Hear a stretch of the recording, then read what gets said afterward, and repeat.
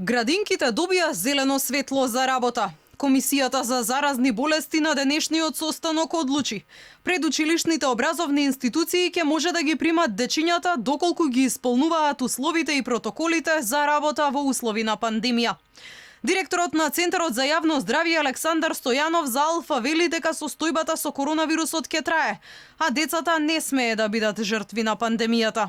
Децата треба да се вратат во градинките и во училиштата. Тоа е нашиот став. На денешниот состанок утврдивме дека 95% од градинките ги исполнуваат условите за работа. Само 4 до 5 не ги исполнуваат. Но и тие штом ги спроведат протоколите кои ги донесовме ќе може да почнат со работа. Што се однесува до приватните градинки, сите ги исполнуваат условите.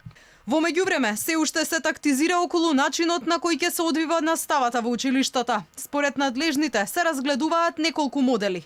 Учење со скратени часови и во смени, ротација на групи по принципот една недела во училиште, една недела онлайн настава. Училиштата ќе имаат задача да изготват одреден акцијски план како сето тоа ќе се реализира во нивното училиште, да изберат општини заедно во координација со општинските кризни штабови кој модел ќе биде применуван во дадено училиште, во дадена општина и навремено да се обезбедат и средства за дезинфекција, за заштита, сите тие мерки по протокол, да организираат и распоред, да ги покриеме сите сегменти и за децата со посебни потреби, за лицата ученици, наставници со хронични болести. Од ВМРО ДПМН пак обвинуваат дека надлежните доцнат со утврдување на протоколите за училиштата. Предлагаат неколку начини за непречена настава, часови кои ќе траат по 20 минути, работа во 3 смени, снимање на часовите и достапност на снимениот материјал за учениците во секое време,